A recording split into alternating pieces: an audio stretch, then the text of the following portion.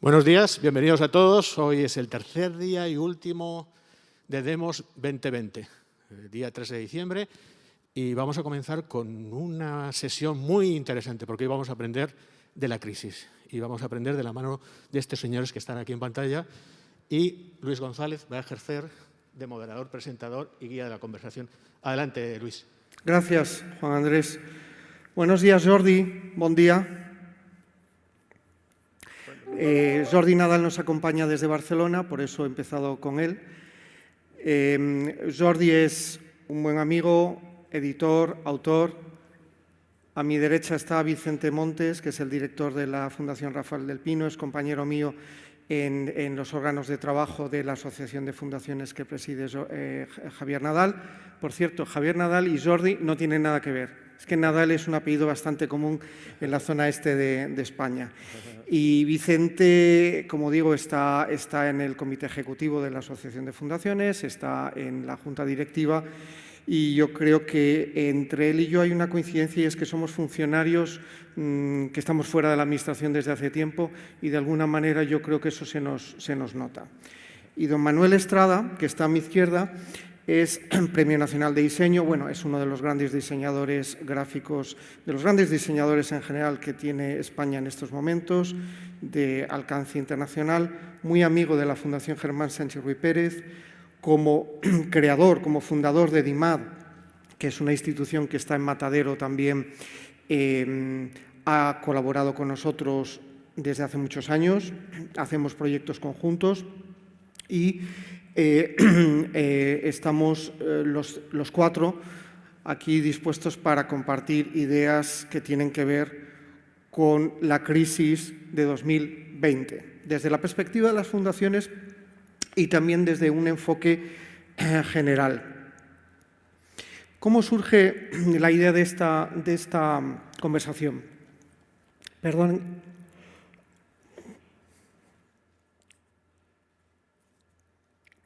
Es la falta de costumbre de hablar sin mascarilla. Bien, esto surge de una primera conversación entre Javier Nadal y yo mismo. Javier Nadal nos pide a los miembros del comité ejecutivo que planteáramos proyectos o ideas de cara al nuevo curso. Y yo acababa de terminar el verano, como muchos españoles, pensando en las cosas que estábamos haciendo y lo que estaba ocurriendo en nuestro país durante esta época, ¿no?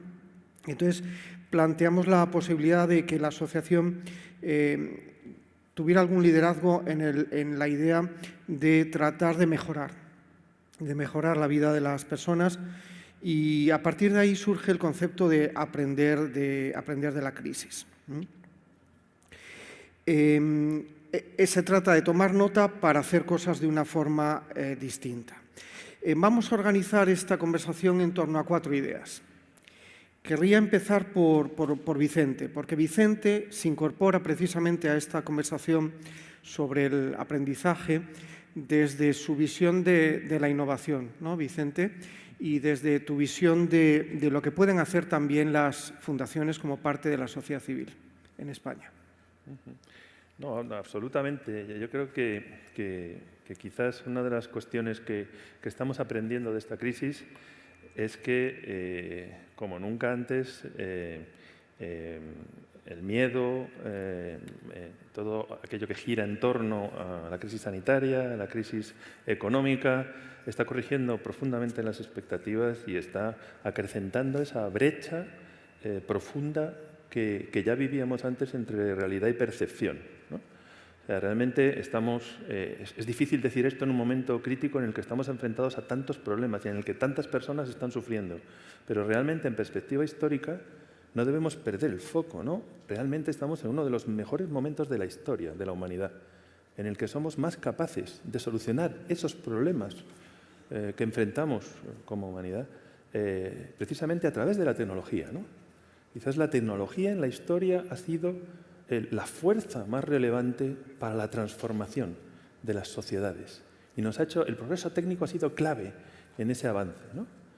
Entonces, creo que tanto en lo que corresponde con esa promoción de la lógica de la innovación como parte de la solución, como en la capacitación de los ciudadanos, tanto para comprender el escenario como para ser capaces de activar las dinámicas de innovación, el tercer sector tiene un enorme papel a jugar, ¿no? En ese rol de ciudadanía organizada que demanda un espacio, ¿no? Sé que luego profundizaremos en estas cuestiones, ¿no? Entonces, la innovación pasa al centro, ¿no? en este debate, ¿no? Y de alguna forma las fundaciones tenemos que trabajar juntas para intentar cerrar esa brecha entre percepción y realidad, de forma que seamos capaces como sociedad de abrazar el cambio, un cambio profundo, más rápido que nunca, que tiene impactos más profundos en muchos ámbitos en los que trabajamos, ¿no? Es un poco donde claro, el papel. Y ese cambio apoyado en la tecnología tiene, como ha dicho Vicente, la vertiente de la mirada humana, ¿no? O sea, cómo tenemos que esforzarnos todos en trabajar para las personas. Manuel tiene, una de las características de Manuel es que cuando uno habla con él y cuando él escucha a otras personas, él piensa y dibuja a la vez, ¿no? La primera vez puede ser inquietante, pero luego ya es de lo más apasionante. ¿Cómo retomas tú esto aplicado a tu mundo, Manuel? Los conceptos que comentaba Vicente y lo que estamos analizando. Bueno, buenos días Jordi, buenos días Vicente y Luis. Sí, yo inmediatamente cuando escucho un énfasis grande en la tecnología, inmediatamente se me viene a la cabeza la palabra humanista, ¿no? Es decir, este año 2019, año duro, sobre todo en el terreno de pérdidas de vidas humanas, ha muerto Milton Glaser, probablemente el diseñador vivo hasta ahora más brillante de nuestra historia, el autor de I Love New York. Y él decía una cosa que a mí me gusta mucho, y es que cuando le preguntas por el uso del ordenador en un estudio donde tenía muchos equipos y gente trabajando con él, y él decía, bien, es indispensable, pero el ordenador es como el microondas del diseño, es decir, cocinamos y calentamos la cena con él y el desayuno, pero lo esencial está en el carácter que imprimimos y dotamos a las cosas, ¿no? Yo creo que coincido con Vicente al 100% en el tema de la ciudadanía activa. Creo que, y además soy ideológicamente optimista, no puedo ver el mundo medio vacío, porque si lo veo medio vacío no soy capaz de ser operativo en él, ¿no? Pero sin embargo creo que estamos en un momento en el que yo me formulo cada día la pregunta de coger el ratón, darle la vuelta al mouse y preguntarme y preguntar a los demás qué hay detrás de la tecnología. Claro, lo remito sobre todo a temas que tienen que ver con la creatividad, con la comunicación, con el alma de lo que hacemos, ¿no? Porque sin el alma lo demás son instrumentos sofisticados, pero que necesitan ser manejados, ¿no? No quiero alargarme, pero me viene ahora a la cabeza, entre las notas que estuve anoche tomando, me viene a la cabeza una interesante editorial del New York Times Magazine un domingo, que cuando cumplía el diario, no me acuerdo qué número de años, hace no demasiado, sacaban un número especial muy grueso y decían que un número extra como ese del New York Times, digamos, tenía más información de la que William Shakespeare hubiera podido, digamos, manejar en toda su vida, ¿no? Y probablemente William Shakespeare se murió sin saber lo que era el ADN y la curva del genoma humano, no sabía exactamente cuál era la situación del hielo en el Ártico, ni dónde estaba el Ártico, ni qué era. Pero en el tema en el que William Shakespeare manejaba su vida y su capacidad, su conocimiento no tiene parangón, ¿no? Entonces, algunas verdades que parece como que hoy es más necesario que nunca repetir, recordar y luego digitalizarlas, pero en paralelo, ¿no? Y decir que también estoy de acuerdo en el tema de las fundaciones porque, como me presentaba antes Luis, Hace 12 años creamos una fundación para promover el diseño en Madrid y hemos sido vecinos de la fundación, socios, amigos y colaboradores en muchas cosas. Y yo desde entonces entiendo muy bien que las fundaciones son una herramienta de, como decía su presidente, el presidente de vuestra asociación, una herramienta para articular esa participación civil, ¿no?, de la que hablabas, Vicente. Sí, aquí han salido ya dos primeros conceptos, que es el momento que vivimos, con un aparato tecnológico que no había hace un siglo, por ejemplo, y por otra parte, cómo eso se inserta con lo humano. Es un momento para la creatividad. Yo le quiero pedir al señor Nadal que nos hable de la invención de la máquina de andar. Buenos días a todo el mundo. Manuel, Luis, Vicente, un placer estar con vosotros, con ustedes. Gracias por la confianza y el placer de compartir mesa con vosotros. En The Economist, en el mes de abril o mayo, hubo un artículo que contaba una historia de empresas que están saliendo adelante a pesar de la crisis. Contaba casos de cosas que salen bien. Y todo se basaba en un ejemplo histórico, la erupción en 1815 de un volcán en Indonesia, en el volcán Tambora, la erupción volcánica más grande de los últimos 200 años. Esa erupción destruyó muchísimas vidas humanas, muchísimos animales y todas las cosechas. Y situó en una crisis espantosa a la gente que sobrevivió en aquella isla. Y un inventor alemán, tienen que venir, no sé si era ingeniero, pero Karl von Drais, de Karlsruhe, inventó una cosa que se llama la Laufmaschine, la máquina de moverse, no de laufen, de andar, que era una precursora de la bicicleta que facilitó el transporte de personas y de cosas en una situación altamente adversa. Este artículo me hizo pensar mucho, como The Economist siempre, o cualquier buen medio de prensa, o cualquier buena conversación. Y me vinieron ganas de pensar sobre qué tenía que ver la invención de la bicicleta y el volcán Tambora con nosotros. El COVID es un plutonazo, como dice mi amigo y autor Alex Rovira, y nos han cambiado muchísimas cosas, el suelo y las distancias y las preguntas y los intentos de respuesta. Pero la respuesta tiene que ser nuestra respuesta. Cuando Vicente dice con tanto acierto lo de la tecnología y cuando Manuel dice lo del humanismo, me ha venido rápidamente a la cabeza Marco Aurelio, que dice algo así como que no intentes, alma mía, lo imposible, sino explora hasta la totalidad las cosas que se pueden hacer.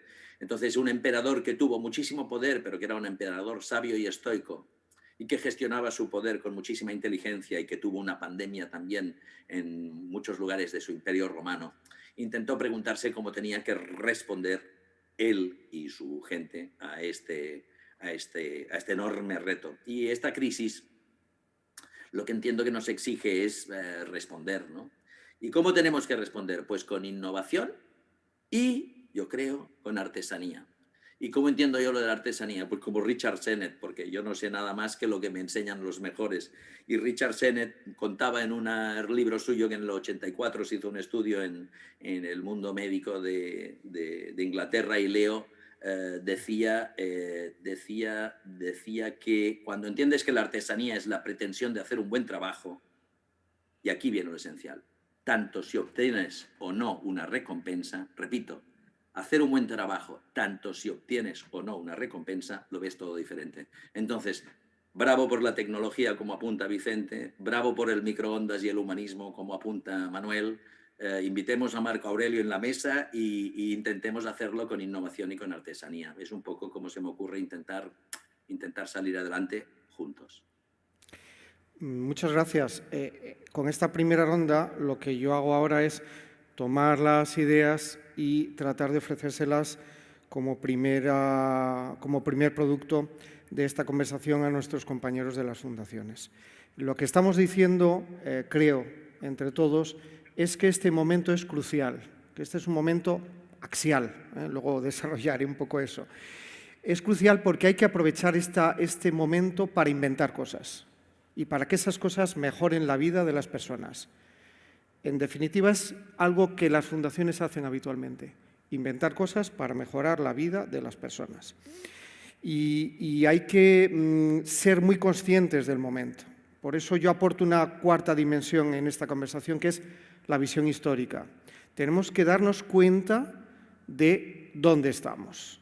Tenemos que tratar de transmutarnos en una especie de historiador que dentro de 50 años analizara este año 2020 y que pensemos qué dirán de la sociedad española en el año 2020 los historiadores, qué dirán de las instituciones públicas, qué dirán de la sociedad civil española dentro de 50 años. ¿Podrán contar historias como la que Jordi nos ha contado del ingeniero alemán? ¿Cuántos inventos vamos a hacer? Yo creo que estamos a tiempo para colocar esta pequeña y humilde llamada desde las 4 personas que estamos aquí a la sociedad y a los compañeros de otras fundaciones para que nos pongamos a trabajar. Y una de las líneas en las que yo creo que esto es muy relevante es algo que ha despertado la imaginación y la creatividad de Manuel Estrada y de todo su equipo desde hace muchos años. Basta observar la lectura que hace Manuel de los libros de Alianza Editorial y ver cómo es capaz de resumir en un diseño la Odisea, con una O gigante en la que hay un barquito, que es un poco la vida de muchas personas, la de Ulises, y entender cómo él analiza los conceptos cuando tú estás comiendo con Manuel o analiza los servicios cuando él trabaja para una compañía, para entender lo que significa el diseño en estos momentos como elemento crucial, desde mi perspectiva, para salir mejor de esta crisis. Y en este sentido cuento una anécdota. Las personas que estamos en esta conversación de alguna manera hemos intercambiado opiniones, a veces desesperación, ¿no? A veces críticas, durante todo este tiempo, de marzo hasta aquí. Yo recuerdo una conversación con Manuel larguísima, en la que yo estaba en mi casa, entre unos laureles que tenemos ahí en el jardín, y creo recordar que mi esposa y mi hija estaban esperando para que me sentara a comer en una mesa de madera que había ahí, y estábamos haciendo un análisis, ¿verdad, Manuel? Una radiografía de todo lo que estábamos viendo, tanto desde el ámbito de los poderes públicos como de la sociedad, como los medios de comunicación. Y al final yo una conclusión que saqué es qué importante es el diseño en estos momentos. Sí, me acuerdo de esa conversación. La Odisea yo la había leído muchas veces antes de hacer esa portada. Bueno, muchas veces quiero decir 4 veces, creo. Alguna en una versión casi infantil, ¿no? Y está, como mucha de la civilización y de la cultura griega, están en la base. Yo cuando tengo una duda estética cierro los ojos y recuerdo el orden dórico, ¿no? Que dices, pues qué arcaico. No, creo que no es arcaico, que es útil, ¿no? Porque tiene una base de la proporción y del sentido de la estética muy esencial. Los diseñadores hacemos la ropa de Armani, los bolsos de Loewe, pero el diseño está detrás de una máquina que se llama Waterroll, que ayuda a la gente que en África recorre kilómetros para llevar agua, y que simplemente 2 hierros que se cogen a un, digamos, bidón de plástico, se llena con 40 litros de agua y se lleva 15 millas o las que sean, ¿no? O un proyecto que me gusta especialmente y que en la Bienal Iberoamericana de Diseño le dimos un premio hace unos años, un diseñador colombiano que vive y trabaja en Chicago, en IDEO, y que es el autor de un brazo ortopédico hecho con piezas de Lego para niños a los que les falta un brazo, ¿no? Y que se convierten con ese invento elemental, pero tan bueno como es el Lego, en el protagonista de los juegos de su clase o de su familia. Claro, los diseñadores tendemos a magnificar a veces el diseño, pero pensad que ahora algunas de las escuelas de negocios están tratando de inspirarse en los procesos del design thinking, buscando esta reflexión. Mi trabajo se ha expuesto en ciudades de todo el mundo porque les gusta seguir el proceso de los cuadernos. Es decir, no es tan importante el objeto final diseñado como ¿y usted cómo ha hecho? ¿Cómo llega aquí? pero no porque usted sea un genio, sino porque nos interesa el proceso. Hace ya años un catedrático de pedagogía, fallecido hace tiempo, de la Universidad de Salamanca, hizo su tesis sobre la creatividad, una herramienta, mejor dicho, una capacidad que tenemos los seres humanos y no otros animales de generar en momentos de necesidad soluciones para problemas que antes no habíamos experimentado, ¿no? Y eso no es una cualidad de los diseñadores, eso se estimula en las guerras, se estimula en las crisis, se estimula frente al miedo, frente al hambre, frente a la necesidad extrema, ¿no? Ahora, un matrimonio de científicos alemanes nacidos turcos, Şahin y Özlem, que el día de su boda, porque son pareja, matrimonio, y montaron una pequeña empresa que ya no dejó de ser pequeña, de investigación, y el día de su boda, cuando acabó la ceremonia, volvieron al laboratorio a seguir trabajando, ¿no? Yo veo la foto y me estimula mi confianza en el género humano, ¿no? Son los autores de la vacuna que va a empezar, que Inglaterra creo que ha empezado ya ha comprado y está empezando a aplicarla, y que ha comprado Pfizer, ¿no? Porque quien la compró desde Pfizer era también un griego, el responsable de Europa, y entonces encontraron esa especie de conexión y decía de este Şahin, no le interesan los negocios, solamente le interesa la ciencia, lo que está haciendo, ¿no? Al final, este músculo creativo que hasta ahora pensábamos que era un atributo de los artistas o de seres que escribían o hacían, y realmente es una cualidad del género humano en su conjunto, de manera que puede ser aplicado, hablando de fundaciones, puede ser aplicado a cualquier actividad individual o colectiva, y el aprender a estimularlo, que es un poco, yo realmente, como funambulista del alambre que soy, me gano la vida con esta especie de cualidad de utilizar la creatividad a petición mía y de otros con los que yo comparto esa capacidad, pero una capacidad que tiene todo el mundo, ¿no? Y yo creo que voy a quedarme aquí porque si no me enrollo en exceso. Voy a pasarle la pelota a Vicente, porque primero, en primer lugar, hablando de anécdotas y de conversaciones, cuando hablamos de esto en la Asociación de Fundaciones, yo recuerdo la intervención de Vicente, me fui rápidamente a leer un artículo que tú habías publicado en el Boletín de los Técnicos Comerciales del Estado, porque aludiste a él, y me parece una clave fundamental en estos momentos, que es aplicar la creatividad para romper cosas que ya no valen y hacer las cosas mejor para ayudar a la gente. La Fundación Rafael del Pino, entre otras cosas, ha hecho cosas heroicas durante los momentos más duros de esta crisis en el ámbito sanitario, por debajo del radar. Vamos a dejarlo ahí, por la voluntad de ayudar, ¿no? Desde la perspectiva del diseño de procesos, ¿qué reflexiones tienes tú de lo que hemos vivido? Incluso desde tu posición de exfuncionario o de funcionario en excedencia como yo. Es decir, vamos a hablar un momento también respecto a esto del diseño de experiencias de usuario y qué está ocurriendo con los servicios públicos en España. La verdad es que, Luis, la verdad es que yo creo que los ciudadanos, las organizaciones, yo creo que todos enfrentados a las enormes incertidumbres que teníamos delante en ese mes de marzo terrible en el que no sabíamos por dónde íbamos a transitar, reaccionamos.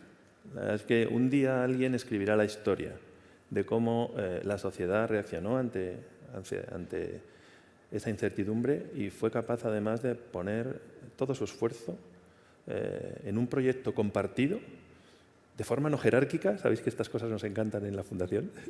Un movimiento de abajo a arriba que nos llevó a que muchísimas organizaciones y muchísimas personas dieran lo mejor de sí mismos para enfrentar una situación difícil que estaba poniendo en peligro algunos de los pilares fundamentales de la sociedad. Y vimos germinar, florecer el talento en un contexto abierto que ofrecía soluciones a los problemas basándose en el poder de las personas. Si extrapolamos este discurso, lo extraemos del contexto terrible del mes de marzo, ¿no? y nos planteamos que estamos en un mundo en el que el talento ha pasado a ser el elemento clave, siempre lo ha sido evidentemente, pero ahora más que nunca el talento va a ser el elemento clave que nos va a permitir transitar en ese futuro disruptivo que estamos enfrentando, nos damos cuenta que de alguna forma eso que ha sido un ejercicio real que comentas, Luis, ¿no? Y que vosotros y que todos los que estamos aquí, Jordi, Manuel, todos y las personas que nos están siguiendo, todos estuvimos en ese movimiento, lo que nos muestra es que de alguna forma esa es la buena práctica que nos tiene que servir para dialogar sobre cómo dotarnos de ese espíritu de frontera en el que nos tenemos que instalar como ciudadanos en un momento en el que estamos ante esta profundísima transformación que provoca esta tercera revolución industrial y otros shocks que van condicionando nuestras vidas a corto, medio y largo plazo. Y en este sentido, claro, ese momento precioso en el que la ciudadanía se articuló, Luis, lo hemos hablado muchísimo en estos meses que han transcurrido desde entonces, lo que nos vino a mostrar es que sobre la base de problemas efectivos, la mejor solución es intentar promover que los liderazgos allí donde se encuentren, que las personas, en el ejercicio de su libertad individual, pero alineadas en la búsqueda del interés común, puedan tener todas sus capacidades innovadoras y creativas para avanzar. Y vimos cómo, precisamente, personas, líderes, que a lo mejor ni siquiera se consideraban líderes a sí mismos, se activaban en el mundo del dominio público, otras en el mundo del dominio privado, otras en el mundo del dominio cívico, otras en el mundo del dominio académico, ¿no? Y con un plus de impulso cívico-moral activaban procesos para intentar buscar soluciones. Si somos capaces de extrapolar ese discurso, esa magia que se produjo en ese momento y articularnos socialmente, y podemos extendernos hablando de, ¿sabes que en esa breve y humilde contribución pongo ejemplos de cómo algo como esto podría ocurrir en muchísimos ámbitos y permitir que fuéramos capaces de llegar hasta la frontera y más allá, generando un movimiento y, por otra parte, generando espacios físicos o virtuales, ¿entendéis?, en los que se pueda materializar estos procesos. ¿Y qué hay que hacer? Derribar los muros entre el dominio público, privado, cívico y académico, de forma que en esa conexión entre líderes en todos estos ámbitos seamos capaces de enfrentar los problemas que tenemos con la mayor eficacia, con esa creatividad que señalaba, ¿no? Rediseñando, Manuel, ¿no?, en línea con lo que acabas de decir, y Luis, y Jordi, rediseñando nuestro liderazgo personal, pero también rediseñando nuestras organizaciones, ¿no? Y otros temas de los que Luis y yo hablamos mucho, que es rediseñando también las parrillas de incentivos que desde el ámbito del Estado establecemos y que son fundamentales para permitir que esa magia de la creatividad, esa lógica del talento, florezca para enfrentar los problemas que tenemos como sociedad. Yo podría utilizar tu discurso y el de Manuel para vender un montón de ejemplares de este libro. La invención de la bicicleta, que precisamente escribió y publicó hace muy poco Jordi Nadal, y en la que esta historia es la que ha comentado del ingeniero alemán. Lo que quiero decir es que, Jordi, en este caso tú has tenido la visión de entender el momento que decíamos al principio. Ahora yo creo que estamos en otra fase de la conversación en la que colocamos encima de la mesa la idea de creatividad, y la idea clarísima de tomar conciencia de que tenemos que instalar nuevas formas de pensar y nuevos tipos de liderazgo y organizaciones, ¿no? Pero es que han salido citadas ideas que tienen un cierto matiz político si lo miramos con una perspectiva histórica. Voy a remontarme a una historia no tan lejana, que es cuando Jordi Nadal y yo hicimos novillos. Hicimos novillos hace como 20 años o 15, yo no sé cuánto, en Atenas. Y estábamos en un congreso que ya ni recuerdo qué era, porque lo único que recuerdo es un paseo y unas conversaciones entre Jordi y yo, en donde cuando he leído La invención de la biblioteca y me he encontrado con la idea de la responsabilidad personal, que es por donde va Vicente, la idea de tomar nuestras vidas como personas y asumirlas, yo he encontrado un capítulo muy aristotélico en el libro de Jordi. Jordi y yo subimos por el camino, ¿verdad?, que va a la Acrópolis. Estaba lloviendo, dejó de llover cuando llegamos arriba, yo creo que era en abril o en marzo, y recuerdo aquello porque luego cuando uno estudia la historia de todo nuestro pensamiento, que yo siempre coloco en lo platónico y en lo aristotélico, son dos grupos de pensamiento. Platón monta la famosa academia y Aristóteles, que había estado en la academia, cuando vuelve a Atenas decide que esa idea de que toda la perfección tiene que implantarse a la fuerza a las personas desde una entidad superior, a él no le convence y monta el Liceo. Son dos escuelas de pensamiento.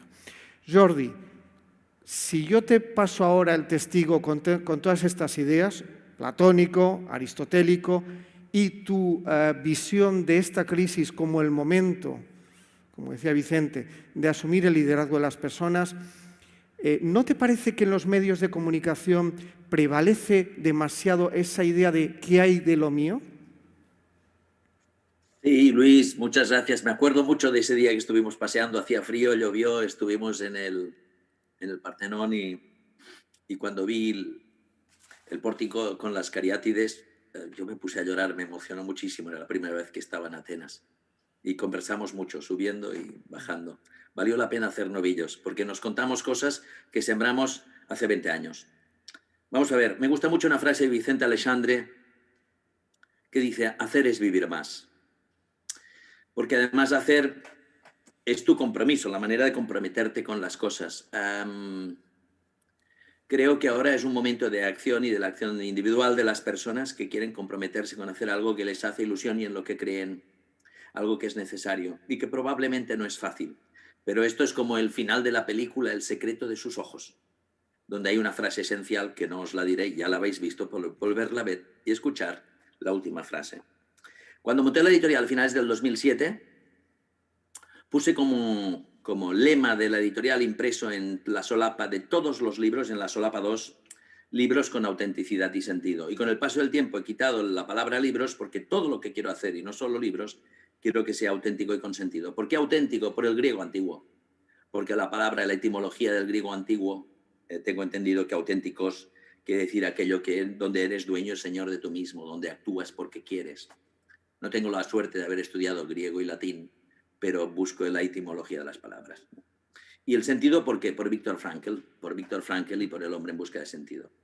Creo que este reto que tenemos ahora todos es tan descomunal que sin el concurso, la ayuda, el compromiso, la voluntad de todas las personas, perderemos muchísima energía. Entonces, el hacer cosas en las que crees y luchar por tus sueños, luchar por lo que vale la pena, luchar por lo colectivo, hacerlo bien, hacerlo con entrega, hacerlo con artesanía, hacerlo con una visión, actuando y buscando resultados, es el gran cambio. Y ahí no se me ocurre nada más que pensar en aquello de Gramsci, ¿no? Del pesimismo, de la inteligencia y del optimismo de la voluntad. Me gusta mucho el compromiso individual y el intentar hacer las cosas bien, porque eso deja un legado. Y ahora es un momento en el que tiene que crecer muchísimo, no el que hay de lo mío, que es legítimo si tienes que sobrevivir, pero si te quedas encallado solo en el que hay de lo mío, no avanzaremos.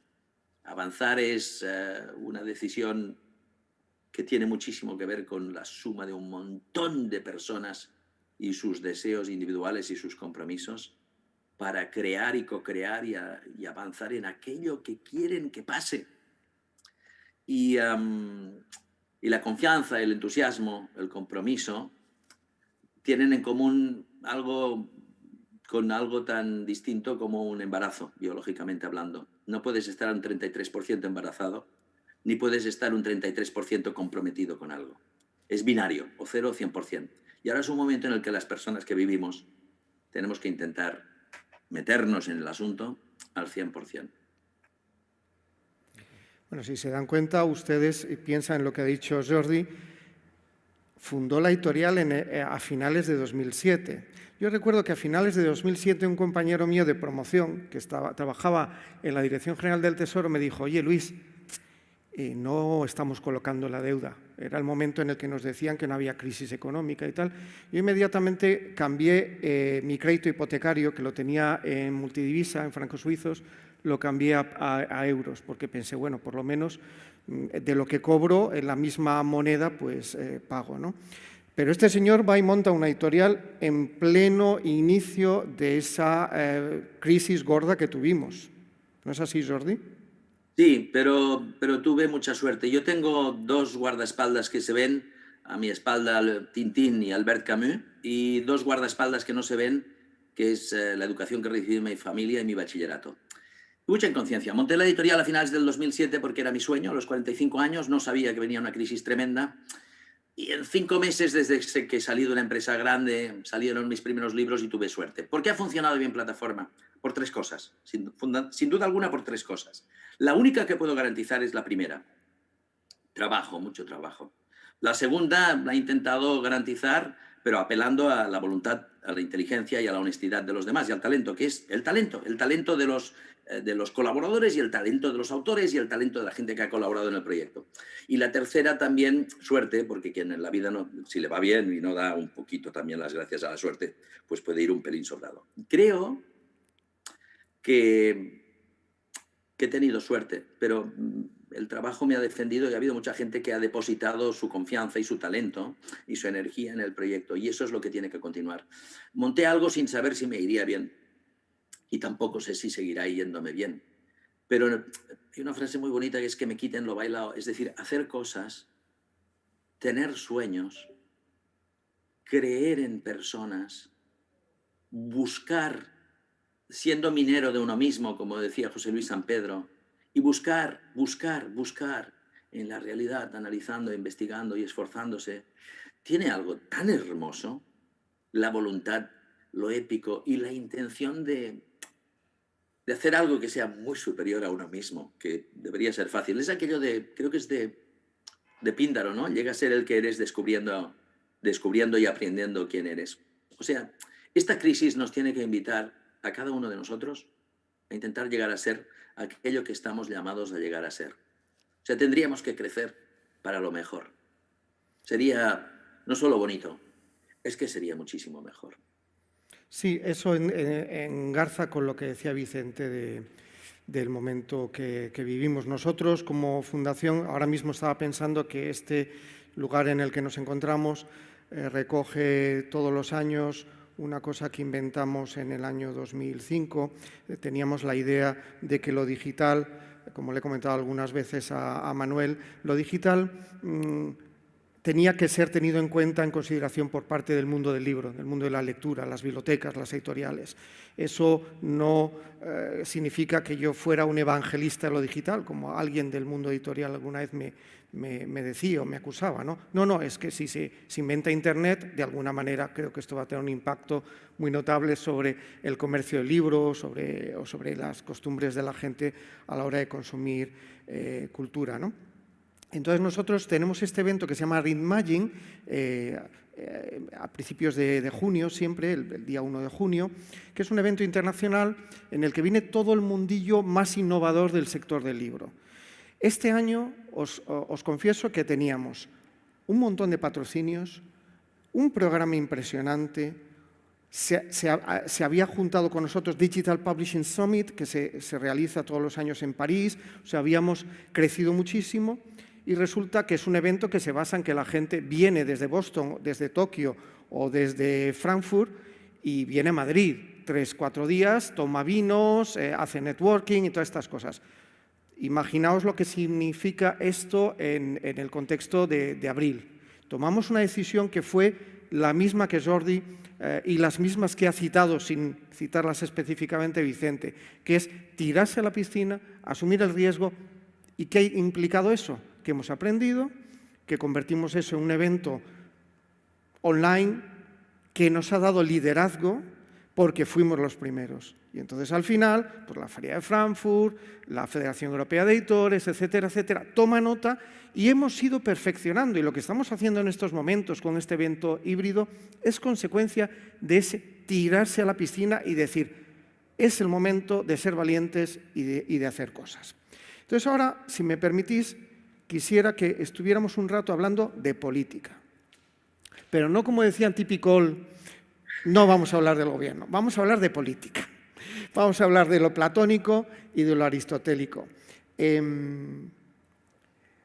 Manuel, en su juventud, yo creo que era lo que tenía que ser uno. Si moralmente yo creo que tenía una fibra, ¿no? Que era, tú eras platónico, pero yo ahora te veo mucho más aristotélico, ¿no? Vamos a hablar de un platónico y con esto creo que voy a conseguir explicar lo que quiero proponeros. Habéis oído hablar de Hobbes, todos, de Leviatán. Cuando escribe, Leviatán es la formulación del poder omnímodo del poder público para proteger a los súbditos, no a los ciudadanos. Es decir, es el rey me protege y yo le doy poderes absolutos. Me dice lo que puedo, lo que no puedo hacer con mi vida en todas las esferas de mi vida. A cambio, él consigue que yo no me muera, que no me ataquen y que tenga una vida, digamos, suficientemente larga. ¿Cuándo escribe Hobbes? ¿En qué contexto escribe Hobbes y publica Leviatán?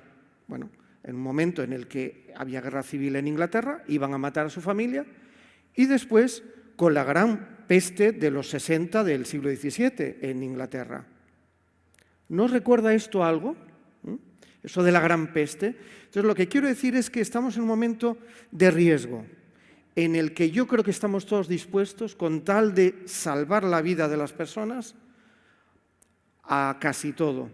Y mi invitación es que reflexionemos sobre esto, en el sentido de que quizás en el año 2020 no sea necesario ser estrictamente hobbesiano o platónico. ¿No, Manuel? Yo creo que vivir en una dictadura es una experiencia que no es recomendable. Yo tengo edad como para haberla experimentado y aunque procedo de una familia muy conservadora, yo creo que en exceso conservadora, pues claro, yo realmente durante mi primera juventud, porque ahora estoy en otra fase de la juventud diferente, durante mi primera juventud pues realmente intenté que el mundo cambiase. No es fácil cambiar el mundo, pero yo creo que si no se genera una cierta resistencia cuando algo no va bien, cambia incluso a peor, ¿no?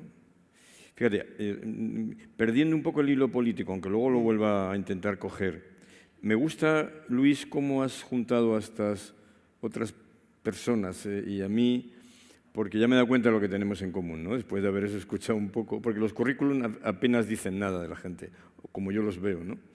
Pero sí dicen lo que la gente hace y cómo lo explica, ¿no? De forma que si lo tuviéramos que simplificar mucho, que es una de las cosas que yo hago en mi trabajo, me gusta sintetizar el hacer por delante del decir o como necesidad. Jordi, lo has dicho tú muy claro y yo lo veo, me lo repito a mí mismo muchas veces, podemos decir, pero si no hacemos, apenas sirve lo que decimos, ¿no? Y esto tiene para mí una coletilla práctica, ¿no?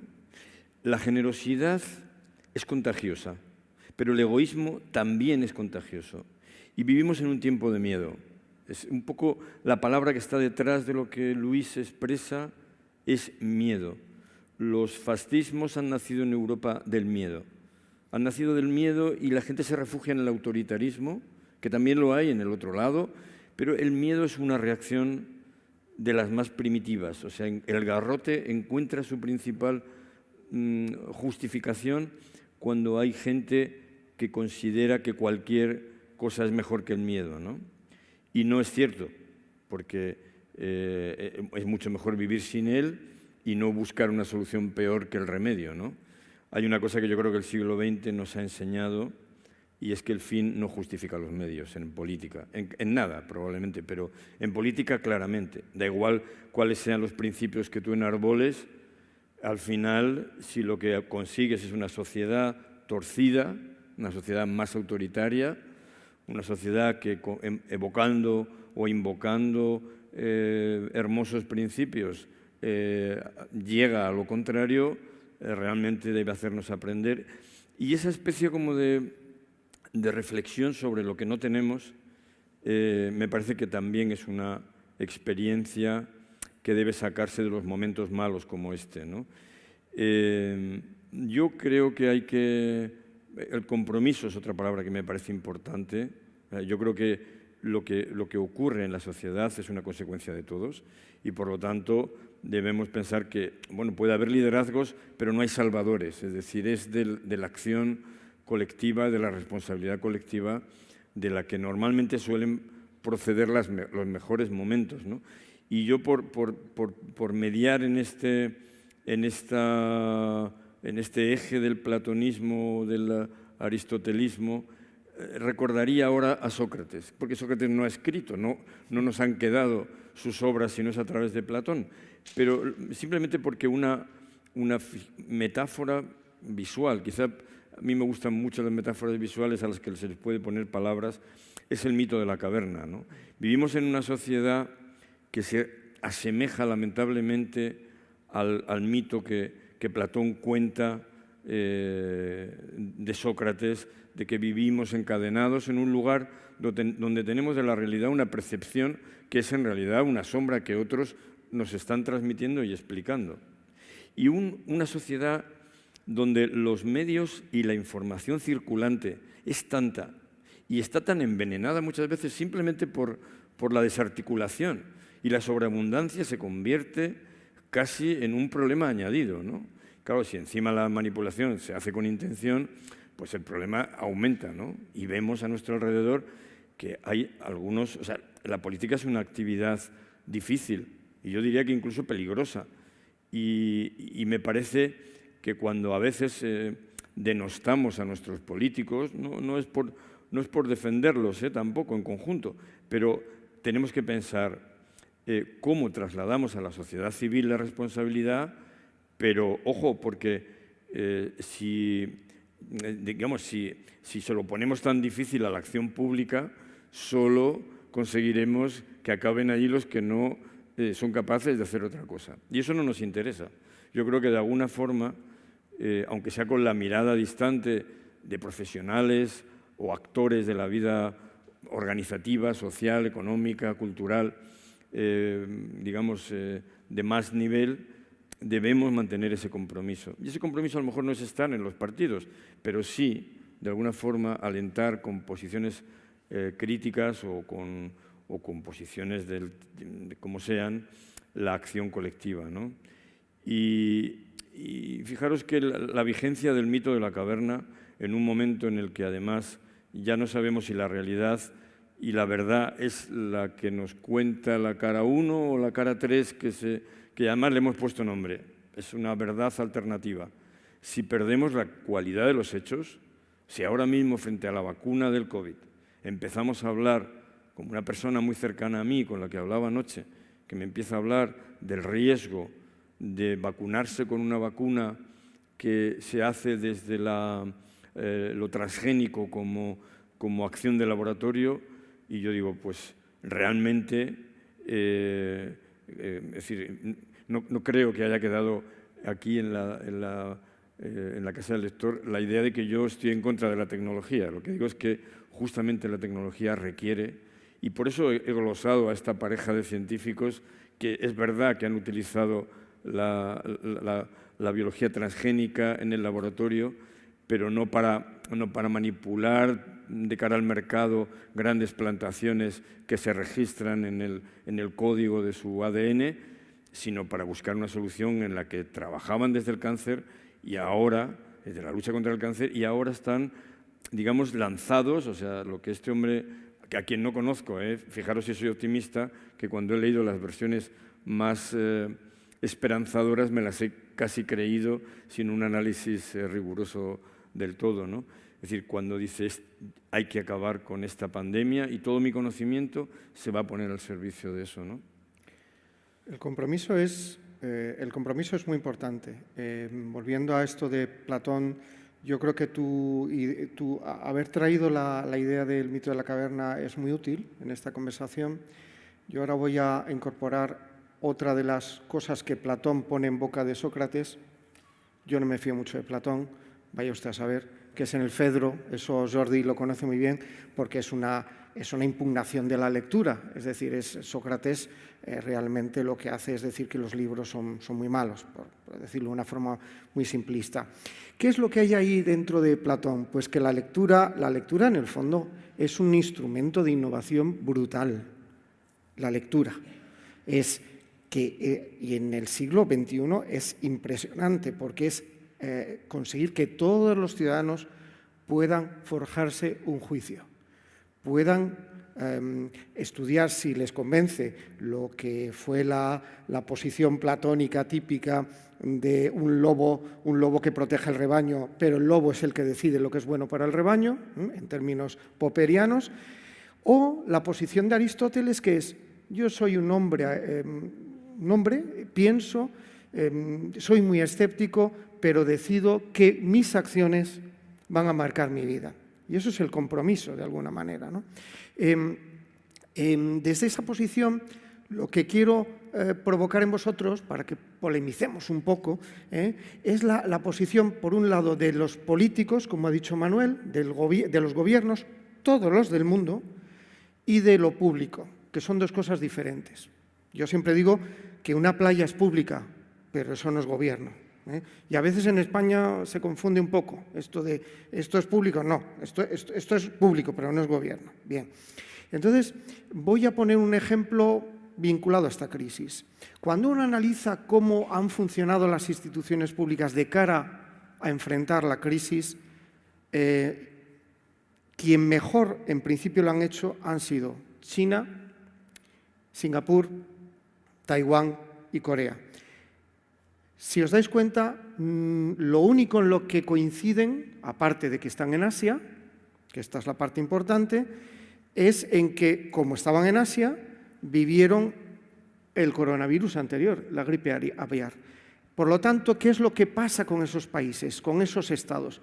Que aprendieron de la crisis anterior y se pusieron las pilas. Eso nos debería animar un poco a aprender. Pero ahí lo que, digamos, la lección que yo saco de esto es que lo público es muy importante, sea grande o pequeño. O sea, lo público tiene que funcionar bien, sea grande o pequeño. Y es muy importante lo que ha dicho Manuel, y de verdad que no es corporativismo. Los mejores tienen que estar en el sector público.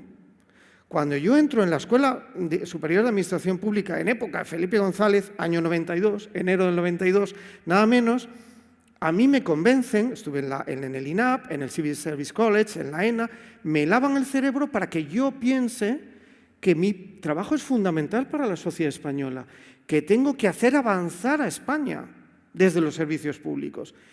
Y me da la sensación, Vicente, esta te la lanzo a ti, de que estamos desdibujando esto y que realmente cuando a mí me exigían lo que me exigían para estar dentro del cuerpo superior al que yo pertenezco, era porque había una estrategia, entonces, de país, de que un poco lo mejor se incorporase a los cuadros directivos de la administración y tuvieran poder para decirle, como ya le he dicho a 2 ministros, eso no lo hago, me lo pones por escrito, me lo firmas y a continuación te voy a decir que no lo hago y me destituyes. Y yo no sé si eso en estos momentos está con suficiente claridad en el sector público o no. Yo creo que comentas un tema, Luis, que es absolutamente central, ¿no? La verdad es que habéis dicho tantas cosas tan interesantes sobre las que a uno le gustaría reaccionar, ¿sabes? O sea, hablando de lectura con Jordi, ¿no? Que nos somete a esas propuestas casi diarias, ¿no? De nuevas iniciativas de lectura, tu visión sobre la historia, ¿no? Qué importante, ¿no? Decía nuestro fundador, lo importante que es el conocimiento de la historia para proyectar el futuro, ¿no? O la mención que haces, Manuel, al miedo, como ese elemento que tenemos que ser capaces de gestionar. Seguro que tenemos oportunidad de volver, ¿no? Porque la verdad es que la sensación un poco que nos queda es que quizás nos enfrentamos a un escenario en el que muchos de nuestros conciudadanos no conocieron esa última gran batalla que dimos contra el totalitarismo, ¿no? Entonces, claro, en la medida que muchos de nuestros conciudadanos pues, no, digamos, son herederos de un orden que ellos no fraguaron y asisten a un declive que ellos no preveían, pues al final nos encontramos en ese escenario que algunos llaman la era del desorden a la que nos enfrentamos. Un espacio en el que el miedo es un elemento destructivo, ¿no? Hay muchos temas de esa lógica de la... Hobbes escribe con miedo. Eso es. Esa lógica de la política que tú mencionas, que es tan importante, lanzar ese debate al escenario público, al espacio público. Lanzar ese debate, además, también desde el tercer sector, desde esa ciudadanía organizada, ¿no? Es absolutamente fundamental, porque en el fondo has hablado de reacciones frente a la crisis, de gobiernos, tal. Al final, en medio está la idea de la libertad, ¿no? La libertad es lo que más nos ha ayudado a luchar contra los dos grandes problemas que enfrentamos como sociedad, que son la tiranía y la pobreza, ¿no? Entonces, claro, en esa lógica tenemos que pensar cuál debe ser el rol de lo público y cuál debe ser el rol de lo privado, de esa ciudadanía organizada, ¿no? Y ahí mencionas un aspecto determinante, ¿no? Es cierto que recomiendo hoy la obra de Acemoglu y Robinson, que estuvieron hace poco en la Fundación, en la que analizan profundamente cómo, frente a un Estado con esa capacidad coercitiva y con esa fuerza que tienen hoy los Estados modernos, solo una sociedad civil organizada y fuerte puede asegurar que aparezca ese pasillo estrecho, como ellos llaman, de la libertad, donde florece todo lo que hemos comentado anteriormente, ¿no? Entonces, claro, cuando podemos hablar, y estamos hablando, de esa parte, digamos, de la derecha, que es la parte que se corresponde con esa sociedad civil fuerte que exige una rendición de cuentas, que exige esa transformación, que exige ese liderazgo orientado al interés común, ¿no? Pero nos vamos al otro lado y ahí tocas un tema muy interesante que además a ti y a mí nos afecta directamente como funcionarios en excedencia, ¿no? Que es el tema del liderazgo público, ¿no? O sea, se tiende a confundir además en nuestra sociedad el mundo de la política y el mundo de la administración profesional. Y es muy importante tener clara la diferencia, ¿no? Los ciudadanos ejercen su voto, trasladan unos juicios de valor a través de un partido político y esos juicios de valor le llegan a una administración profesional que debe de desarrollar las políticas que se corresponden con esos juicios de valor de manera eficiente. Y tiene que ser, como has mencionado, Luis, un elemento de balance frente a tendencias que pueden llevarnos a niveles de coerción que no se corresponden con los deseos de la ciudadanía, ¿no? Entonces, ahí es donde debemos poner también el foco, ¿no? Y fíjate que al final hemos llegado a la función pública, pero venimos de la libertad, venimos de la tiranía, venimos de la pobreza, venimos de aspectos absolutamente determinantes, ¿no? Entonces, claro, ¿en qué medida la administración profesional continúa siendo ese balance que era años atrás, ¿no? ¿En qué medida seguimos apoyándonos como ciudadanos en esa administración profesional que en el marco del Estado de Derecho va a llevar a cabo las iniciativas que necesitamos para solucionar esos problemas que mencionábamos antes, ¿no? Y potenciar las capacidades de las personas en ese espacio abierto de innovación para encontrar soluciones, ¿no? Y la sensación que da es que llevamos muchos años demoliendo esa profesionalidad de la administración pública, ¿no? En estos momentos se calcula que hay un 65% de la administración central de esos profesionales que se designan por mérito y capacidad. Y solo un 35% en las comunidades autónomas como media, quiero decir, y en las corporaciones locales, ¿no? Claro, o sea, realmente alguien discute que un elemento de balance como la administración profesional no debe tener un acceso que justifica su protección y determinados incentivos que tienen para ser servidores públicos, que no debe basarse en el mérito y la capacidad. ¿Alguien plantea que la regulación de lo administrativo no debe considerar ese espacio de liderazgo de la administración profesional frente a ese poder coercitivo que puede llevar a algunos a pensar que se puede ir más allá de esos juicios de valor que los ciudadanos han establecido mediante su voto, ¿no? No pongo ejemplos, ¿no? Para no polemizar demasiado, Luis. Creo que ahí tocas un tema muy relevante, ¿no? Cuidado con tocar nuestro modelo. Cuidado con no entender claramente cuál es el rol del político y el rol del administrador público profesional. Y cuidado con destruir canales que en el Estado de Derecho nos permiten ejercer ese control, exigir esa rendición de cuentas y asegurarnos de que los juicios de valor que hemos plasmado mediante el proceso democrático se materializan en la acción de esa administración profesional. Yo la verdad es que suscribo todo lo que acabas de decir. Antes de pedirle a Jordi que hable de otro concepto que tú estás ya transfiriendo a la mesa, que es la necesidad de un compromiso y de llegar a acuerdos, voy a empezar ya mi ronda de libros. Yo he traído algunos libros porque me conozco a Juan Andrés García. Entonces, como va a empezar él a plantear qué libros recomendamos, etcétera, etcétera, yo me he adelantado. Lo que acabas de decir, lo que hemos comentado entre tú y yo ahora en este momento, es una referencia que sale aquí en este libro, The Wake Up Call. Para mí es un libro fundamental para interpretar este momento. Yo creo que lo han publicado en septiembre.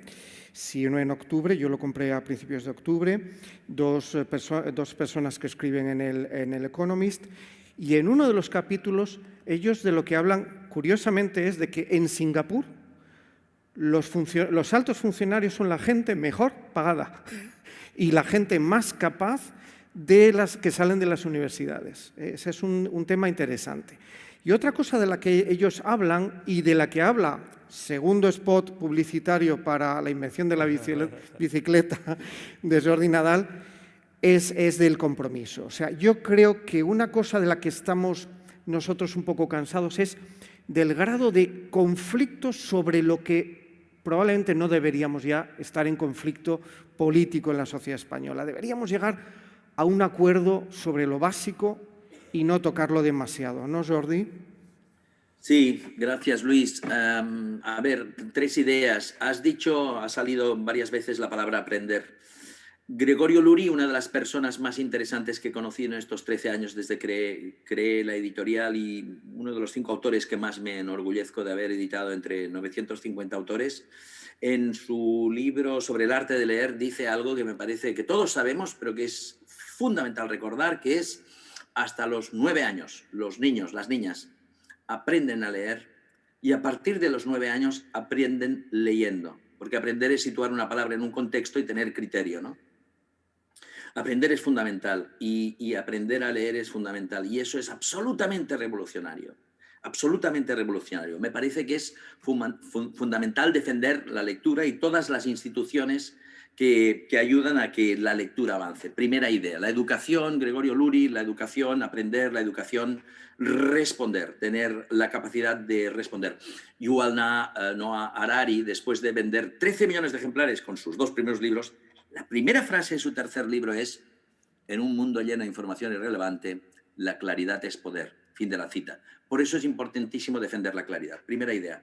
Segunda idea, estamos muy crispados como sociedad. Y así no se puede vivir. Albert Camus, aquí mi guardaespaldas, decía que hay más cosas dignas en las personas de admiración que de desprecio. Y creo que sería absolutamente revolucionario en nuestro entorno si cambiásemos la envidia, algo a lo que somos muy proclives, por la admiración y el respeto.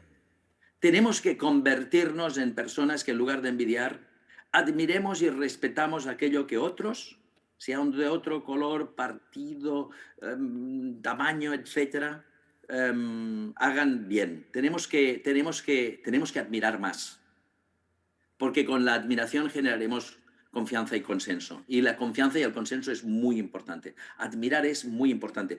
Camus lo decía de una manera muy gráfica, decía: hay que conseguir que el industrial se acerque al poeta y el poeta al industrial, que es lo que intento hacer con mi editorial. Y tercera y última idea para esta pequeña parte. Alfredo Pastor, en un artículo hace mucho tiempo en La Vanguardia, hablaba de un economista, creo que es austríaco, Arthur Okun, decía capitalismo y democracia, en apariencia opuestos, se necesitaban el uno al otro. El capitalismo para poner algo de racionalidad en la igualdad y la democracia para poner humanidad en la eficiencia.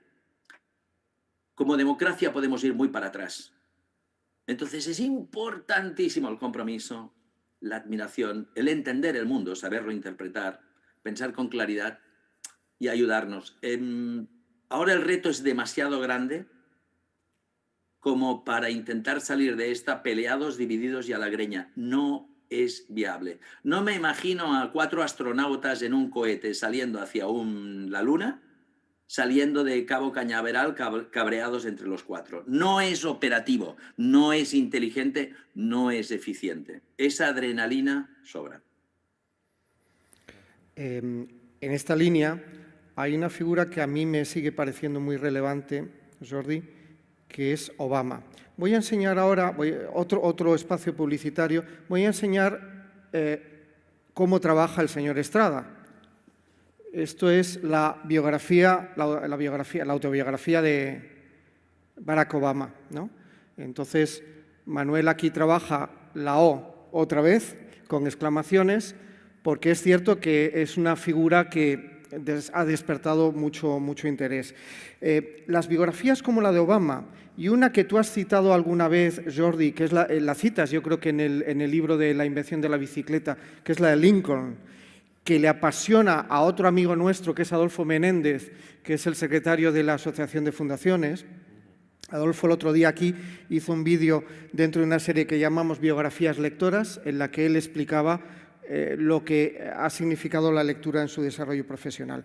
Bueno, estas dos figuras americanas, Lincoln y Obama, nos hablan de lo que dice Jordi, lo importante que es llegar a acuerdos y al tener un poquito de platonismo, como tú has dicho antes, pero con una base realista y escéptica de entender que al final tú no puedes dibujar un mundo ideal a base de totalitarismo. ¿Somos ya personas mayores o no lo somos? Esa es una pregunta que yo le haría a mis vecinos y a los ciudadanos españoles en general, porque cuando yo leo los periódicos me da la sensación de que no solo en España, sino en general el mundo nos tratan como niños pequeños. Hay una serie de conceptos muy tontos que este señor aquí no maneja, ¿no? Es otra posición que yo creo que es mucho más útil y que va en la línea de lo que dice Jordi, ¿no? El compromiso. Gracias por enseñar esa portada. A mí realmente lo que yo quería contar está claro, pero en el contexto de Estados Unidos, el otro día el diario El País publicó una entrevista entre su director y Obama, y al calor de la evocación del optimismo que nos convoca, o al menos una de las cosas que nos convocan, Obama le contestaba al director del periódico diciéndole: si usted y yo nos hubiéramos entrevistado, me hubiera usted hecho esta entrevista en este hotel, la única manera de estar juntos es que yo hubiera llevado sus maletas, ¿no? Es decir, el mundo avanza. Y avanza, aunque a veces sea a trompicones y no sea a la velocidad o en la dirección exacta en la que podemos proponernos. Y avanza, para mí Obama marca que en un país que ha tenido un apartheid importante, sea capaz de tener un presidente negro, aunque sea de una negritud suavizada, ¿no? Desde el punto de vista del color, quiero decir. Obama estaba inspirado en una figura que a mí me parece clave del siglo XX, y es Mandela. Es tan importante en el siglo XX que yo creo que sigue iluminando una parte del XXI. Pero es alguien que realmente pelea contra el apartheid de su país porque no podía hacer otra cosa. Y la herramienta que tenía cuando era joven, que además era aficionado al boxeo, era una respuesta violenta, ¿no? Pero más tarde, cuando llega al poder como elegido y tiene que pelear contra la tendencia dentro del Congreso Nacional Africano, su partido, a de alguna forma pasar recibo a los blancos africanos que habían estado duramente ejerciendo el poder. Y Mandela, ¿qué hace? Pues trata de que muchos de esos funcionarios africanos que no tienen su simpatía política o ideológica, sigan jugando un papel esencial en la transformación que él quiere materializar para aliviar de una manera pragmática la pobreza, porque claro, al final, como algunas veces hemos experimentado en España, un millonario cubaití que viene aquí no es un inmigrante, es un rico. Y realmente el problema es que la pobreza se convierte efectivamente en un problema que además está en la base del gran cambio que el siglo XX, como una especie de bombo de la lotería, ha generado. Si no hubiera sido por una opción fallida que era el socialismo real, no hubiera habido un estado del bienestar en Europa, porque realmente lo que provoca que se quiera garantizar desde lo público un acceso a la enseñanza o a la sanidad, se consigue como respuesta a algo que puede ser peor si se deja que impregne la cotidianidad, ¿no? ¿Qué ocurre? Cuando termina el siglo XXI, Fukuyama diagnostica el fin de la historia, ¿no? Pero no se ha acabado la historia. Tengamos cuidado, porque la historia amenaza con repetirse cuando no se aprende de ella, ¿no? Y yo creo que en ese sentido, Jordi, tienes toda la razón a hablar de la envidia, y tiene que ver con la generosidad, pero lo has dicho bien utilizando la palabra que además de alguna forma explica algunos de nuestros males, ¿no? Yo creo que somos un país que tiene cualidades. Tenemos que empezar en primer lugar a creer en ellas. Yo durante años siempre había pensado que la retahíla de lo español y España era una cosa que manejaba un sector de la política con el que yo no me sentía cómodo, porque además nada hay peor que te acusen de ser parte cuando eres todo, ¿no? Es decir, si ya estamos y ya somos, ¿para qué necesitas, yo no estoy de acuerdo con impregnar la Navidad con banderas españolas en nuestras avenidas, porque ya sabemos dónde estamos, ¿no? Y es más, durante años que he estado mostrando mi trabajo en otros lugares del mundo, en Estados Unidos, en Europa, me he dado cuenta de que me interesaba mucho más de lo que yo mismo pensaba la suerte del país en el que había nacido y del que me siento parte. Entonces, efectivamente, la política aquí debe mejorar. Lo que pasa es que yo creo que es una tarea efectivamente de todos. O sea, hay que pensar que igual que decíamos que el arte es demasiado importante, la política es demasiado importante para dejarla solo en manos de los políticos, por buenos que sean, ¿no? Es decir, son gente que de alguna forma actúan por delegación de la ciudadanía. Por tanto, pero bueno, por acabar ya y acabar esta alusión al optimismo, ¿no? Pensad que incluso en la pandemia hemos visto algunos casos de generosidad enormes, ¿no? De la gente normal, los sanitarios que les aplaudimos sin parar desde las ventanas, los balcones y tal. Bueno, son gente que además tampoco está especialmente bien pagada, o al menos la pública, ¿no? Bueno, vamos a sacar lecciones de esto y a tratar de que efectivamente lo mejor de nosotros salga a flote, y lo peor ya aparecerá, no tengamos prisa por señalarlo. Ese es el otro problema de la política. Vencer, como decía un humorista francés, la expresión en francés no recuerdo exactamente, pero vencer no es convencer. Es decir, vencer en unas elecciones no es lo más importante. Hay que enarbolar ideas que realmente sirvan para que las transformaciones sean compartidas y positivas, ¿no?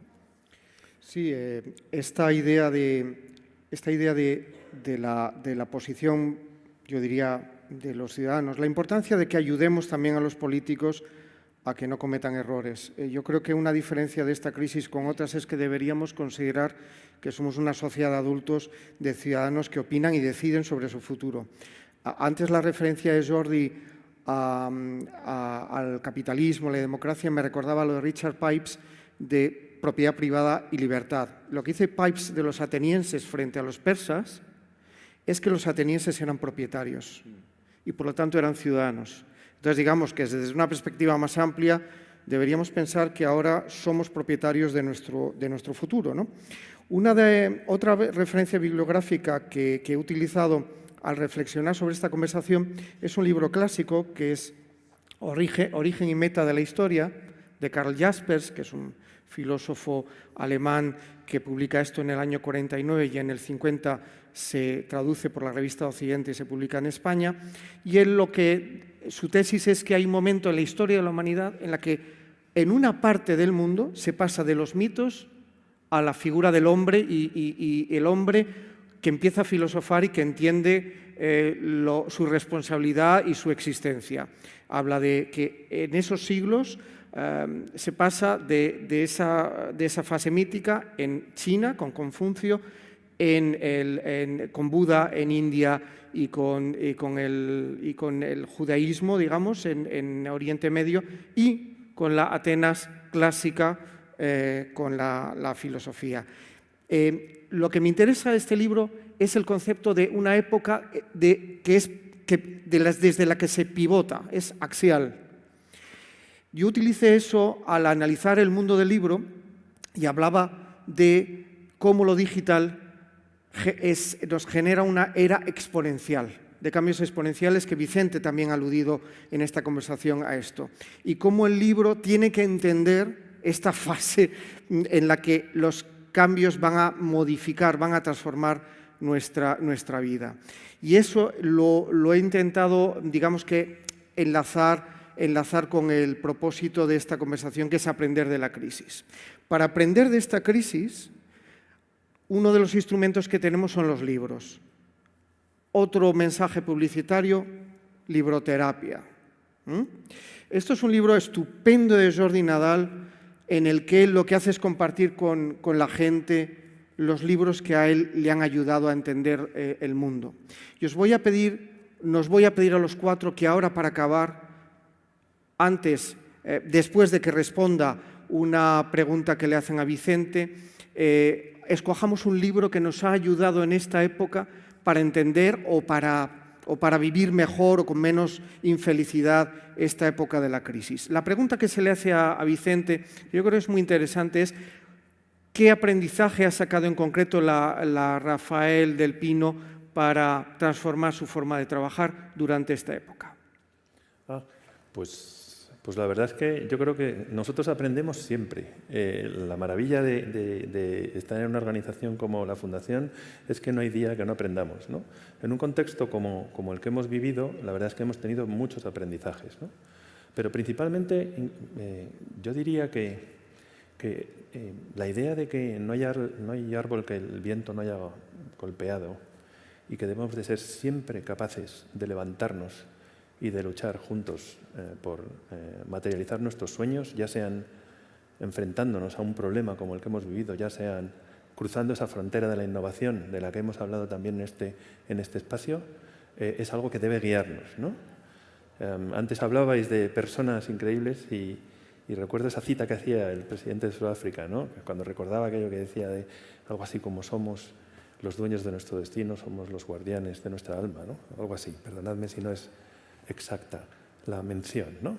En el fondo yo creo que hemos aprendido que tenemos un papel clave a jugar como personas, que tenemos que ser capaces de asumir esa responsabilidad, reforzar, rediseñar nuestro liderazgo personal para impulsar vehículos, instrumentos, organizaciones capaces de ayudarnos a transitar hacia esa frontera que mencionábamos en este mundo, esa era del desorden, ¿no?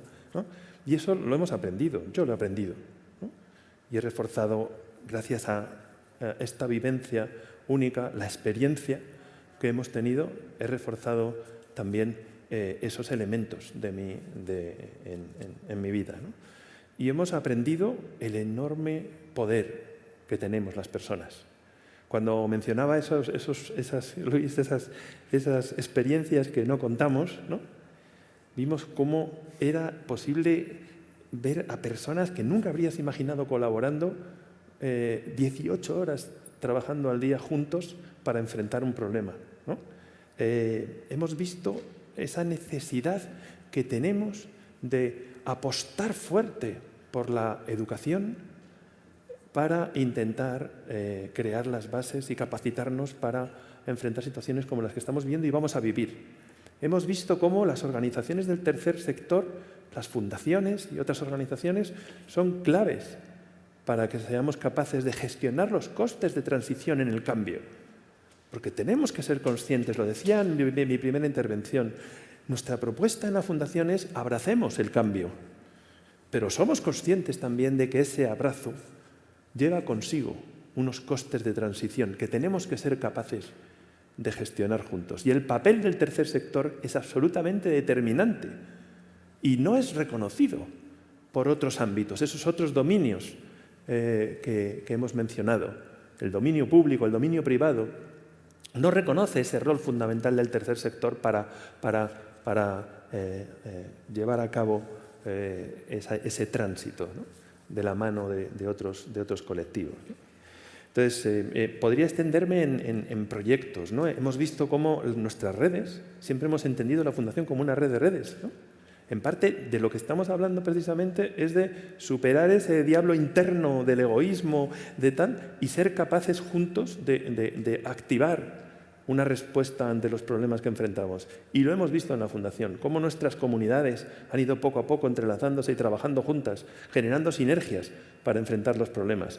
Ese ha sido un gran aprendizaje, el enorme poder de las personas, cuando de verdad encuentran el camino. Y un reto que tenemos como sociedad, y lanzo este mensaje al Gobierno, seamos capaces de crear la parrilla de incentivos que permita que la ciudadanía de verdad tenga la capacidad para ofrecer estas soluciones, ¿no? Y ahí es donde tenemos que trabajar profundamente. No nos hemos extendido demasiado en este tema, pero en la vida todo es una cuestión de incentivos y expectativas. Y si no tenemos los incentivos correctos, esa magia que se produjo enfrentadas a esa situación de miedo, Manuel, que hizo que personas salieran de su zona de confort y ejercieran liderazgos donde no los ejercían, probablemente porque están adormecidos debido a una parrilla de incentivos muy a menudo regulatoria que limita la capacidad de desarrollo de la sociedad civil y de las personas para enfrentar esos problemas, ¿no? Ahí es donde tenemos que llevar también el debate, ¿no? Sí, es un enfoque muy autoritario a veces, que viene de tradiciones muy largas, ¿no? Nos preguntaban también por cómo ha impactado esto cómo se ha discutido en los órganos de gobierno. No sé si se refieren a la Asociación de Fundaciones o a los propios órganos de gobierno de nuestras fundaciones. Yo voy a adelantar una respuesta muy breve, porque ya casi no tenemos tiempo y quiero hablar de los libros un momento. Precisamente se han producido este tipo de diálogos, es decir, sobre qué capacidades tenemos para actuar, qué resquicios tienen a veces las fundaciones para poder aportar a la sociedad y cómo podemos cambiar nuestra forma de trabajar. Voy a poner un ejemplo de la Rafael del Pino, de un proyecto en concreto. Yo participé en el seminario de la Sociedad Civil Global y ahí hay una manifestación de lo que tú has explicado. Es decir, lo importante son las personas. Tuvimos una plataforma fenomenal, todo funcionó fenomenal, pero lo que es crucial es tener a Pundan delante, poder hablar con él y luego poder constituir una comunidad entre los participantes que estuvimos allí, ¿no? O sea, al final, lo que quiere aportar la gente, eso es crucial, ¿no? No sé si quieres añadir algo sobre el tema de los órganos de gobierno. Sí, no, la verdad es que en las organizaciones del tercer sector, ante la crisis que enfrentábamos, todo el mundo se remangó. Realmente, en nuestro caso, tanto nuestros órganos de gobierno a título personal, cada uno de ellos, como la organización totalmente volcada en lograr el mayor impacto posible en la sociedad en un momento difícil, hubo un alineamiento absoluto. Yo creo que en esas situaciones se ve... Una gran flexibilidad, ¿verdad? Exacto. Eso fue absolutamente fundamental. Tener la capacidad para, en una semana, reinventar una organización enfrentada a un escenario que se había transformado profundamente. Y la verdad es que vivir esa experiencia, para mí personalmente como director, con ese alineamiento de miembros de órganos de gobierno, hasta el último trabajador de la organización, hasta el último voluntario, fue realmente mágico. Transformadora también para mí y me consta que también para Manuel en Estrada Design en su estudio. Le voy a pedir a Jordi que elija una de las obras que están en Libroterapia como libro que pueda ayudarnos en estos momentos de crisis y luego cada uno de nosotros elegimos también un libro. Las meditaciones de Marco Aurelio, leerlo, releerlo nos va a hacer bien. O sea, un emperador estoico con un mundo, con su pandemia, para entendernos. Nos sitúa en un aquí y ahora, como decía Juan Ramón Jiménez, actual, eterno. Pues eso, Marco Aurelio for president, Obama y ahora Biden, por suerte. Muchas gracias. Manuel.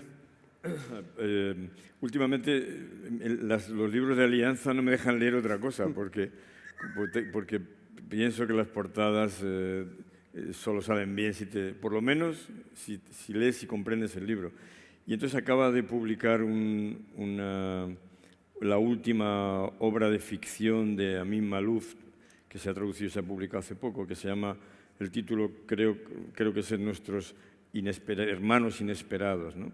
Y Maalouf explica este retorno a la ficción que no hacía yo creo que desde León el Africano o alguna novela posterior, porque dice que la crisis repetida es tan agobiante que solo encontraba consuelo en la ficción. Y lo que pasa es que fijaros lo bonito de la metáfora, porque si el consuelo de la ficción es una ficción optimista, es decir, no quiero destriparos una novela, pero Los hermanos inesperados son una civilización que vive escondida y que mantiene algunos de los principios de la antigua civilización griega, ¿no? Y bueno, es una ficción, claro, es una ficción que alimenta el alma para sobrevivir en la dura mañana del cada día de un horizonte que a veces es lamentablemente gris, porque claro, realmente lo que ocurre es que el problema de la pobreza es menor si no hay una riqueza ofensiva, ¿no? Es decir, yo creo que la expectativa también de alguna forma necesita ser equilibrada con una... y yo creo que además eso está en lo mejor de nuestra civilización europea, ¿no? Que si tuviera que hubiéramos pensado quién puede haber heredado esa cultura de los atenienses en contrapunto de la espartana, ¿no? Pues probablemente sería Europa dentro de lo malo que podamos tener, ¿no? Sí. Vicente. Pues a mí me cuesta mucho decir un libro solo, pero yo creo que hemos tratado temas muy interesantes y quizás yo pintaría un espectro de obras que me parecen absolutamente fundamentales para comprenderlo. Primero recomendaría La historia de la bicicleta de Jordi, por supuesto, porque nos va a aclarar muchas ideas y nos va a aproximar a muchos de los temas que hemos tratado. Pero hemos hablado de Estado y sociedad civil, y hemos hablado de libertad. Yo ahí recomendaría la obra de Acemoglu y Robinson sobre el pasillo estrecho, me parece importante. De lo que acaba de comentar Manuel y otros, y habéis mencionado también, ¿no? Ojo, vamos a ver qué está pasando de verdad, no nos quedemos en ideas, aterricemos, ¿no? Es lo que hace el premio Nobel de Economía Angus Deaton con la profesora Anne Case en su libro sobre la desesperación y el capitalismo. Es interesantísimo entender, Muertos por desesperación y el futuro del capitalismo, es el título exacto de la obra. Es muy interesante, analiza con mucho detalle la situación que se ha vivido en Estados Unidos, que, ojo, cuidado, que puede ser un preludio de determinadas situaciones. El profesor Putnam lo comentaba en la sesión que mencionaba Luis anteriormente, ¿no? Cómo se ha producido ese desmoronamiento de la sociedad civil en los Estados Unidos y cómo se puede explicar en parte que no existen elementos de balance que mencionábamos, ¿no? Y para terminar, no quiero robar más tiempo, hay una obra que me parece fundamental. Tenemos que ir a la innovación, tenemos que ir a la frontera. Y hay una obra del profesor español que está en la Universidad de Pensilvania, en la Wharton School, Mauro Guillén, que se llama 2030. Trata de visualizar esa frontera en 2030 y nos habla cómo reinventarnos como líderes y reinventarnos como organizaciones para llegar a ese lugar con el mayor impacto y el mayor beneficio para la sociedad. Etiam summa procul vilarum culmina fumant maioresque cadunt altis de montibus umbrae. Esos son 2 versos, bueno, 4 versos realmente de las bucólicas de Virgilio, que cuando estás encerrado en Madrid te imaginas las sombras de los montes alargándose mientras de los tejados salen humeantes, los fuegos de las chimeneas. Eso ayuda mucho a leer a Virgilio cuando uno echa de menos Balsaín, cuando echa de menos mi Guadarrama segoviano, mis montes segovianos, a veces hay que escapar. Yo he leído mucho sobre la crisis, pero a veces también hay que escapar. ¿Qué te parece, Juan Andrés? Me ha parecido estupendo. Gracias por esta conversación que habéis tenido, es un regalo para todos nosotros. Yo también tengo unos libros, una recomendación para hoy. Cualquiera de los libros de Camus, La peste, El primer hombre. Y tengo una cita para Jordi que dice lo de la claridad. Dice, todas las desgracias del hombre provienen de no hablar claro. Todas las desgracias del hombre provienen de no hablar claro. Me han encantado las citas de Camus. Bueno, muchísimas gracias de verdad a todos vosotros, a Jordi, a Manuel, a Luis, a Vicente, y pido a todos los que estamos aquí y a los que nos siguen por streaming un aplauso grande para él.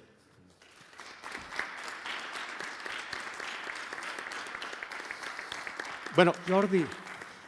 Ahora os pido que os levantéis y os hacemos una foto de grupo ahí en el... Y vamos a continuar, ahora hacemos una pausa de 15 minutos, a las 11 volvemos aquí con la última sesión del Demos. Ay, qué pena que termine el Demos de este año, pero la última sesión que, como veis en el título, es Donde hay fundaciones, hay futuro.